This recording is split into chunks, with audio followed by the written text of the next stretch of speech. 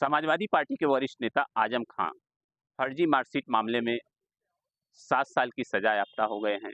उस मामले को लेकर criminal revision Allahabad high court में दाखिल थी।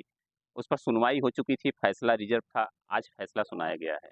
फैसले में क्या था?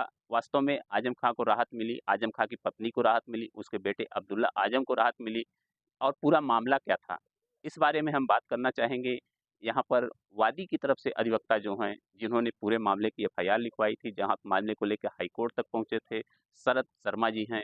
और हम जानना चाहते हैं कि आज के फैसले में क्या रहा। देखिए, आज जो फ़ैसला था, वो इन्होंने 2 रिलीफ़ इसमें माँगी थी।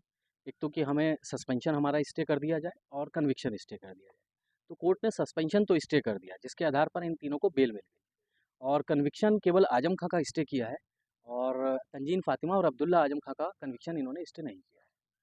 तो अब ये तीनों बेल तो पा जाएँगे, परंतु कन्विक्शन स्टे केवल आजम खां का।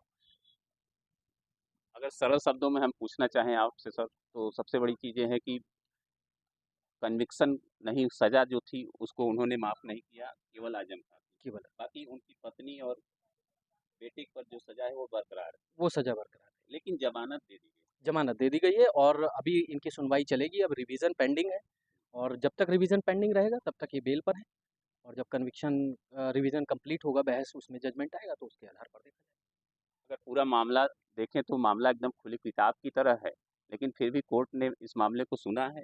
क्या मामला था? देखिए, 2 बर्थ सर्टिफ़िकेट से रिलेटेड मामला था। अब्दुल्ला आजम खां ने अपना एक बर्थ सर्टिफ़िकेट बनवाया था, जिसमें जन्म तिथि 93 दिखाई थी और बर्थ प्लेस दिखाया था रामपुर। उसके बाद एमटेक तक उन्होंने इसकी पढ़ाई करी इसी डेट ऑफ बर्थ से। उसके बाद 2015 में उन्होंने एक बर्थ सर्टिफ़िकेट लखनऊ नगर निगम से जारी करवाया, सन 90 की डेट ऑफ बर्थ दिखाते हुए, और ये बताया कि मेरा जन्म स्थान लखनऊ है।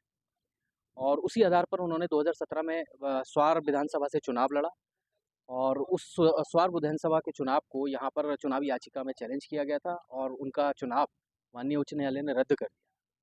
उसके आधार पर वो सुप्रीम कोर्ट भी गए थे, बट सुप्रीम कोर्ट से भी कोई राहत नहीं मिली। तो इसी मामले में एक एफआईआर भी हुई थी।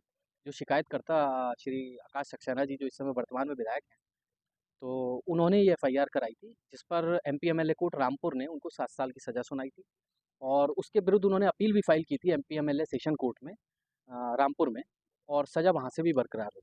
यहाँ पर रिवीजन फाइल किया था उन दोनों आदेश को चैलेंज करके। तो कोर्ट ने आज उनको तीनों को बेल तो दी है, बट तंजीन फातिमा और अब्दुल्ला आजम खां का कन्विक्शन स्टे नहीं।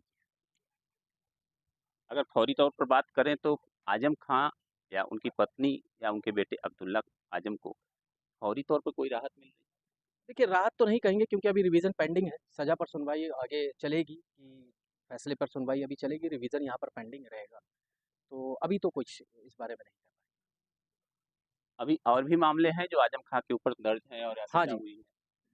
एक मामले में सज़ा हो चुकी है, जिसमें 7 साल की सज़ा है, और बाकी अन्य मामले चल रहे हैं, जिसका ट्रायल रामपुर में चल रहा है। तो फिलहाल आजम खां की सजा को कोर्ट ने रद्द कर दिया है, लेकिन पत्नी और बेटे को कोई राहत नहीं मिली है, उनकी सजा बरकरार है। लेकिन सबसे बड़ी बात अगर कहें तो इस मामले में, फर्जी मार्कशीट मामले में, तीनों व्यक्तियों की जमानत इलाहाबाद हाई कोर्ट ने मंजूर कर ली है। लेकिन अन्य मामले अभी हैं जिसमें उनको सजा हुई है।